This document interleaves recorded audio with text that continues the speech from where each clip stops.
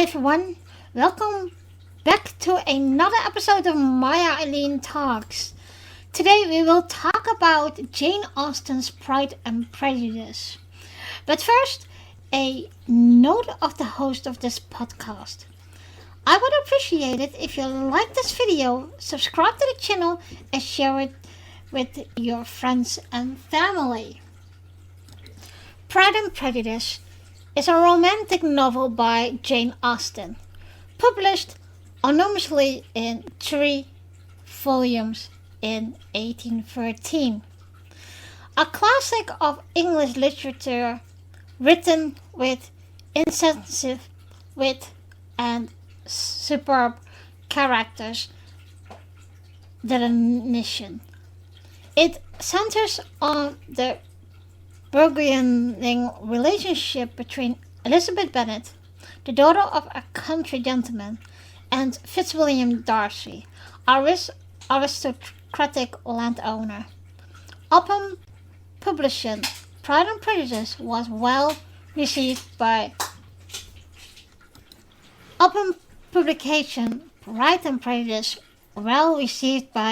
critics and readers.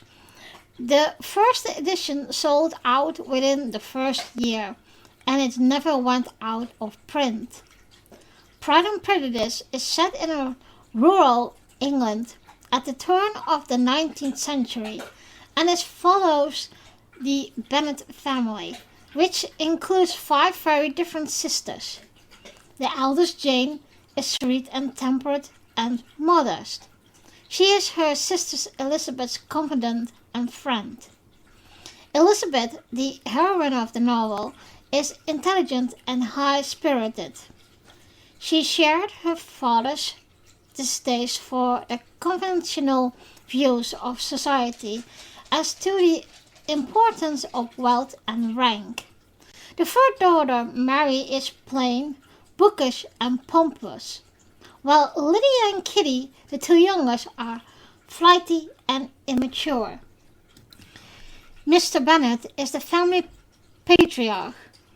He is fond of his 2 eldest daughters, especially his favorite Elizabeth, but takes a passive interest in the youngest ones, ultimately failing to curb their childish instincts.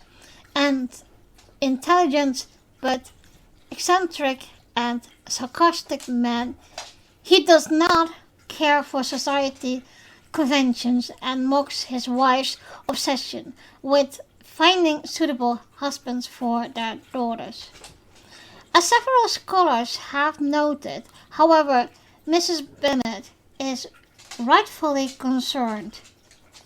Because of an entail, the modest family estate is to be inherited by William Collins, Mr. Bennet's nephew, who is the next male in line. Indeed, as Austen scholar Mary Evans notes, if Mrs. Bennet is slightly crazy, then perhaps she is so because she perceives more clearly than her husband the possible fate of her 5 daughters if they not marry. Unfortunately, Mrs. Bennet's favor and indelicacy often works against her interests. A woman of little sense and much self-pity, she indulged her larger youngest daughter. Throughout the novel, the Bennet sisters encounter several illegible bachelors, including Charles Bingley, Darcy, Lieutenant George Wickham, and Collins. Bingley has recently led Netherfield Estate, which neighbors the Bennet's home, Longbourn. Austen described him as good-looking and gentlemanlike, having a pleasant countenance and easy, unaffected manners. He has come by his fortune through his family's interest in trade, which was seen as a less respectable means of obtaining wealth than by inheriting it. as his friend Darcy has done. Darcy is clearly a product of this hierarchical thinking. He believes in the natural superiority of the wealthy landed gentry. He is arrogant but perspective. Darcy's estate were once managed by Wickham's father, but he and Wickham are no longer friendly. Wickham is attractive and charming, making him immediately popular among the women in the nearby town of Meryton, where he and other soldiers have been stationed. Collins, on the other hand, is not a sensible man, and the definition of nature had been but little assisted by education of society. He's a clergyman whose patron, the controlling Lady Catherine de Bourgh, is also Darcy's aunt. Other supporting characters in the novel include Elizabeth's friend Charlotte Lucas, who is described as a sensible and nearing an age where marriage is unlikely. Charlotte's parents, Sir William and Lady Lucas, Mrs. Bennet's brother, Edward Gardiner, who works in trade, and his wife, both of whom are generous and well-grounded.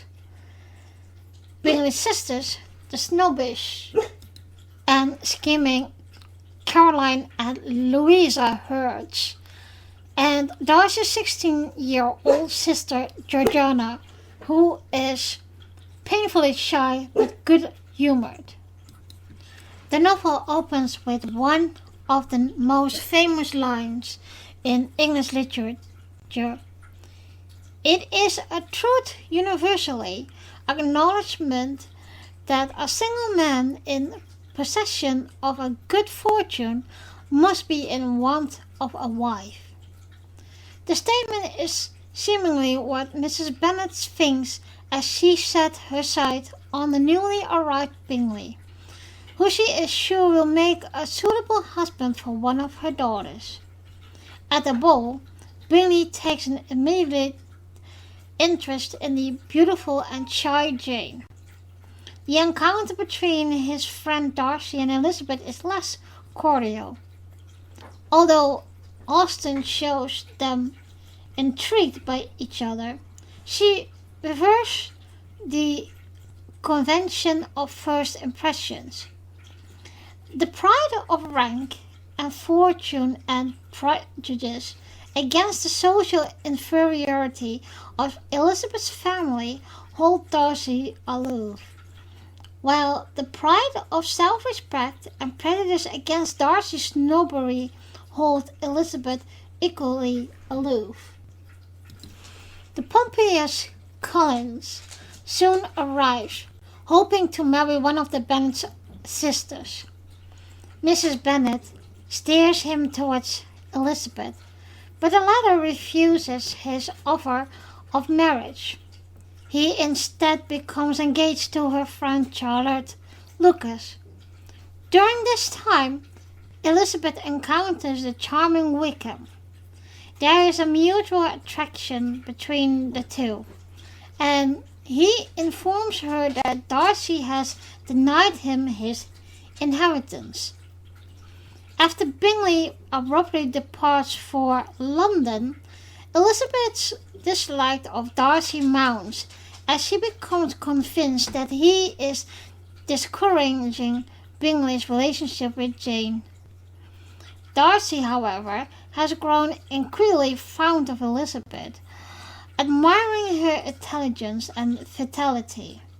While visiting the now married Charlotte, Elizabeth sees Darcy, who professes his love for her and proposes. A surprised Elizabeth refused his offer, and when Darcy demands an explanation, she accuses him of breaking up Jane and Bingley and of denying Wickham his inheritance. Darcy subsequently writes Elizabeth a letter in which he explains that he separated the couple largely because he did not believe Jane returned Bingley's affection. He also disclosed that Wickham, after squandering his inheritance, tried to marry Darcy's then 15-year-old sister in an attempt to gain possession of her fortune. With this revelation, Elizabeth begins to see Darcy in a new light. Shortly thereafter, the youngest Bennet's sister, Lydia, eloped with Wickham. The news is met with great alarm by Elizabeth, since the scandalous affair, which is unlikely to end in marriage, could ruin the reputation of the other Bennet sisters. When she tells Darcy, he persuades Wickham to marry Lydia, offering him money. Despite Darcy's attempt to keep his interventions a secret, Elizabeth learns of his actions. At the encouragement of Darcy, Bingley subsequently returns, and he and Jane become engaged. Finally, Darcy proposes again to Elizabeth, who this time accepts. The work, which Austen initially titled First Impressions, is the second of 4 novels that Austen published during her lifetime. Although Pride and Prejudice has been criticized for its lack of historical context, it is literally set either during the French Revolution 1787 till 99 or the Napoleon Wars 1799 till 1815.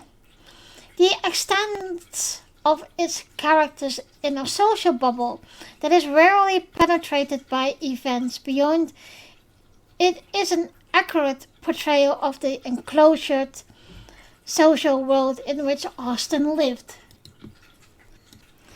She depicts that world in all its own narrow Pride and Prejudice, which unwerving accuracy and satire.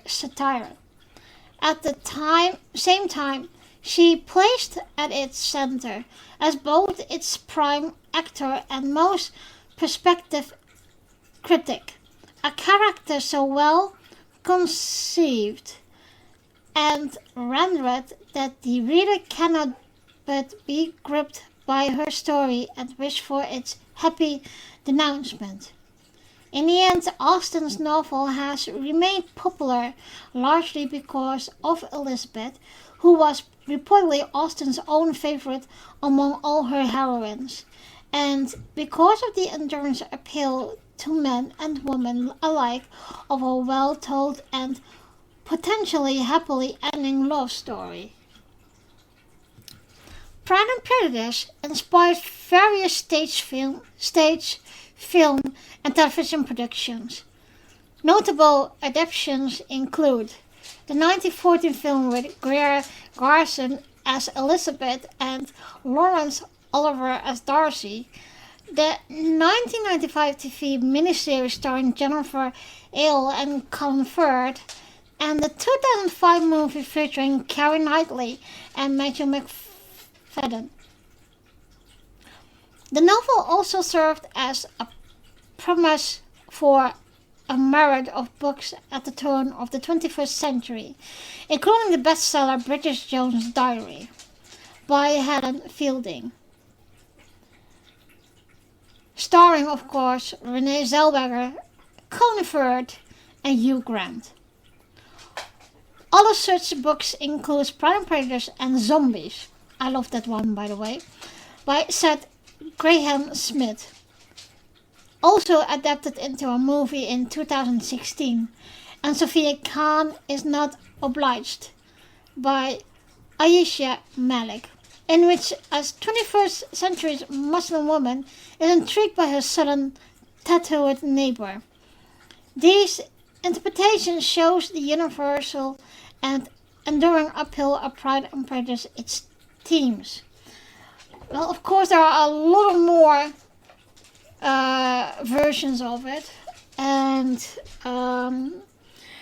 that is, for example, Becoming Jane, Becoming Elizabeth Bennet, and there's a lot of more. And like I said, I love Pride and Prejudice and zombies, especially the second proposal of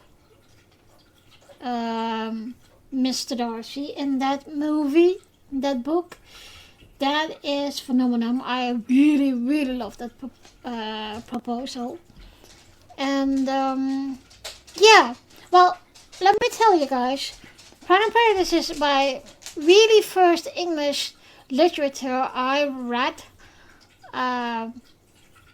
In English, of course. People who know me know that I am from the Netherlands officially. So English is not my first language, but I was enjoying the book, but I get acquainted with it with the 1995 TV miniseries with Colin Firth and Jennifer L, of course. And it was nice to, yeah, it's brought back the love I have for period dramas like that. I always have loved Sissy. I have loved other movies and books in that period, and it was nice because I do love the characters. I really love the characters, and Mr. Darcy and Elizabeth are always my favorite characters and my heroes in the book and movies, of course. They have something I would love to romanticize, and you don't. It is still in this time, but I think what we need to see is that we always think people in the high society or royalty that we common people are looking up to them, and we really don't need to do that because they are people too, And in this book, in this story, in this movie, you see what really happens. And I think Jane Austen wrote that very well. And of course there are likable and not so likable characters. But she wrote the characters very well. She really had different characters that you would say, okay, I like that one because of that, or I like that one because of this. And I think it's very to say she described a lot of characters in nowadays world, and I think you would say it's funny to read, and it reminds me also at Bridgerton of how Lady Whistleton describe and show what those people are in the high society. So of course I love Darcy, I love Bingley, I love Jane, I love Elizabeth. I also love Darcy's younger sister, and she could have done a bit more with that character. And of course there are many different books that have been written or stories with the characters that didn't have the time for you get to know them. And one of those characters is Mary Bennet. I read one story about her and a captain and how she got engaged and married, etc. And in one way it was very nice to read because we don't know that much about her. And there are other characters as well. For example, I did like the brother and sister-in-law of Miss Bennet. They were nice, and you know, in every version we see them as this lovely couple that is really grounded, and that's what I love about them. And of course there are also characters that will get the blood under your nails from, and of course Mrs. Bennet is one of them. The actress who played in the 1995 mini TV series. I hated her. So this quote goes, if you hate the character, the actor or actress have done a good job. And that's also, for example, with Professor Umbridge from Harry Potter. I hate her character, but I love the actress. And it's just, Jane Austen, I wished I could get her know her better. And I must confess, I write myself. I self-write, so I know the whole journey to put the characters on and the story, etc. But I haven't had the courage yet to publish. And publish in the way of not get it in the bookstores. I do write, of course, fan fictions, etc., and I publish them on the web. But I'm not into the publishing yet for real, so I'm a bit envious and jealous about it that she did it, and she did it under her own name, because in that time that was a no-no for women to write and publish that under their own name, a female name then. So a lot of them also would write on a pseudonym. And yeah, I always remind me of also of Beatrix Potter. You know, she had this own fantasy world. She had her own characters. She drew them. She wrote the stories. And also she couldn't publish under her own name because she was a woman. I think the actors and actresses who are making the movies like Pride and Prejudice would be having really fun because they could dress up as in the old days and be in high society and etc. etc. etc. And that is something I still would like to do. But the other nice thing is the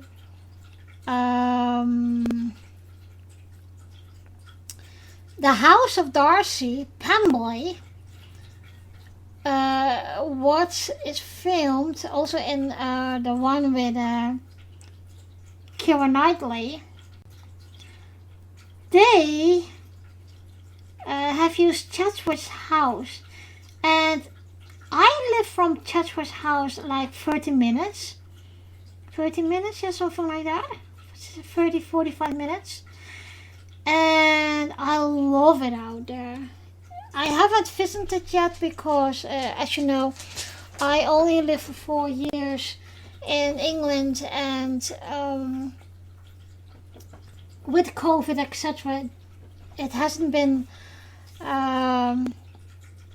good to visit Chatsworth, but I will do that, and I will gonna show you something of it. And yeah, it's really, I really enjoyed Pride and Prejudice, and as well as in book, as in movie. But I also can say that of Sense and Sensibility. I love that one too. And yeah, I don't know if you guys know Pride and Prejudice, so let me know what you think about Pride and Prejudice, and what you think of the writer Jane Austen. And yeah, who knows? So thank you for listening, and join me in 2 weeks for a new episode of Maya Eileen Talks. The next episode is about Sequest with Tommy of Cannon. You can find the Maya Eileen Talks podcast on Spotify, Anchors, Google Podcasts, Amazon Music, on the YouTube channel, and the Facebook group. I also have 2 other podcasts called the Dutch Ready Room podcast and Girls Talking Track. I have another podcast called the Dutch Ready Room podcast. And this podcast is an old video podcast. And it has been in my native language. So it is in Dutch, Netherlandish. And I do that because I couldn't find that much of Dutch Star Trek podcasts. So that's what I did it. You can find the Dutch Ready Room. You can find the Dutch Ready Room on the Facebook group or the YouTube channel. Girls Talking Track is a track podcast that I used to do with a good friend of mine, Amanda, but since her passing, I am doing the podcast alone. So I am still looking for another track friend who will and have the time to recap with me every 2 weeks an episode of Star Trek. At the moment, I'm recapping Season 3 of Star Trek TNG.